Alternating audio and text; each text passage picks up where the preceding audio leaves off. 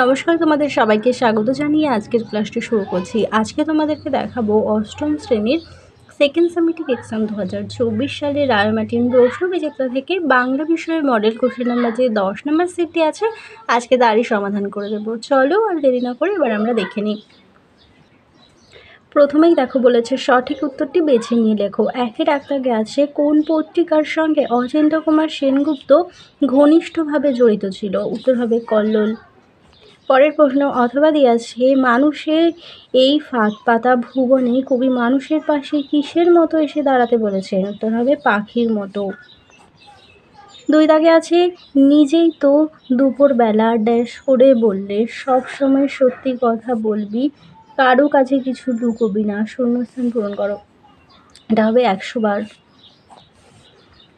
আছে বৃক্ষ শিশুটি মাটিতে ঢাকা পড়ে যাবার ফলে কিসের হাত থেকে রক্ষা পেল? উত্তর হবে শীত ও ঝড়। 3 দাগে আছে এ তো মেয়ে নয় দেবতা নিশ্চয়। রেখাঙ্কিত পদটি নিচের উদাহরণে হবে অলংকারিত অব্যয়। 4 দাগে আছে তোমার নাকি মেয়ের বিয়ে, এটি কি জাতীয় বাক্য? লগ্ন প্রশ্ন। আর 5 দাগে বলেছে তিনি আমাদের 7 গায়ের মাথা। এখানে মাথা শব্দটি কোন অর্থে প্রযুক্ত হয়েছে? প্রধান, মানে এখানে প্রধান অর্থে ব্যবহার করা হয়েছে। আর একটি আত্মবাচক সর্বনামের উদাহরণ হবে শিশুগণ ডায়মন্ড নিজ নিজ পাঠটা হবে। চলো এবার 2 দাগে দেখে নিই। 2-এর 1 দাগে আছে প্রত্যেক বীজ হইতে গাছ জন্মে কিনা কেহ বলিতে পারে না, কেন এই মন্তব্য করা হয়েছে? প্রত্যেক বীজ থেকে গাছ নাও জন্মাতে পারে। যদি কঠিন পাথরের উপর বীজ পড়ে সেখানে বীজের থেকে অঙ্কুর বের হতে পারে না, আর অঙ্কুর বের হবার জন্য জল, উত্তাপ, মাটি চাই।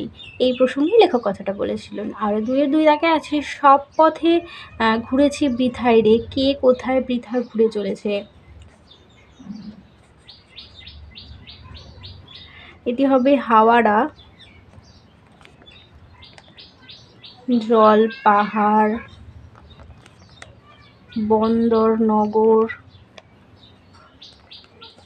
প্রান্তর সব পথে বৃথায় ঘুরে মরে।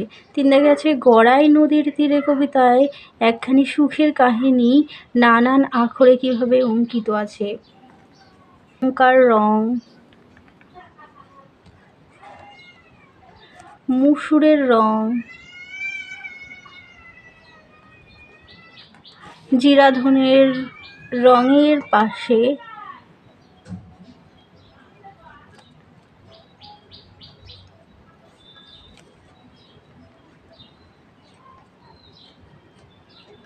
আঁকা আলপনা সব মিলিয়ে একখানি সুখের কাহিনী অঙ্কিত আছে। 4 দাগে আছে অমন জাইগ্যান্টিক খাওয়া আমরা কেউ কখনো দেখিনি। জাইগ্যান্টিক শব্দের অর্থ কী? দৈত্যাকৃতি। কার সম্পর্কে এই মন্তব্য করা হয়েছে?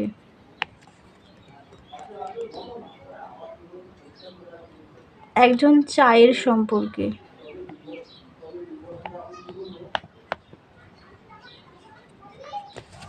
5 দাগে দেখো এইসব গল্প কতবার শুনিয়াছে, কোন গল্পের কথা বলা হয়েছে?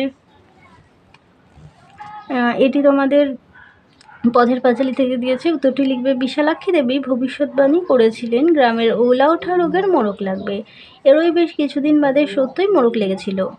এই গল্পই বহুবার শুনেছে। অপু ষষ্ঠীমধু ভেবে কি খেয়েছিল? পোস্তদানা।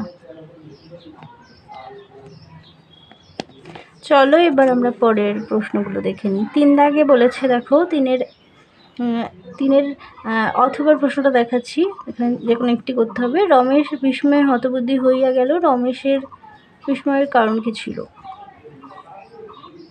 উত্তরটি দেখে নাও, বাংলা সহায়িকার 97 পেজে আছে। এরপরে দেখো 3-এর 2 দাগের অথবার প্রশ্নটা দেখাচ্ছি। রৌদ্রে যেন ভিজে বেদনার গন্ধ লেগে আছে, উক্ত কবিতায় সেই বেদনার অনুসরণ কিভাবে সঞ্চারিত হয়েছে আলোচনা করো। দেখে নাও, বাংলা সহায়িকার 136 নম্বর পেজে আছে। এই পর্যন্ত।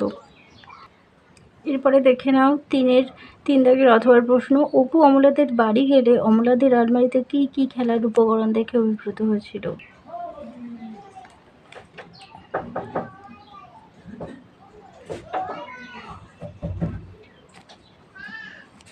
দেখে নাও।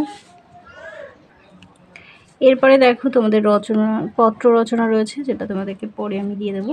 এরপরে দেখো নির্দেশ অনুযায়ী বাক্য পরিবর্তন করো। বলেছে তোর পতন দেখলে আমি কোথায় গিয়ে মুখ লুকাবো, প্রশ্ন প্রতিহার করো।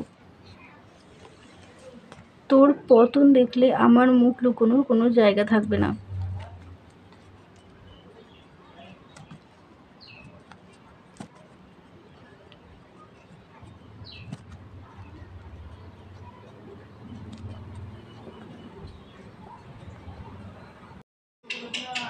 তাহলে চলো তোমাদের 10 নম্বর পর্যন্ত মডেল সেটটির সমাধান করে দিলাম। ভিডিওটা ভালো লাগলে অবশ্যই লাইক, কমেন্ট ও বন্ধুদের সঙ্গে শেয়ার করতে ভুলো না। সবাই ভালো থেকো, সুস্থ থেকো, টাটা।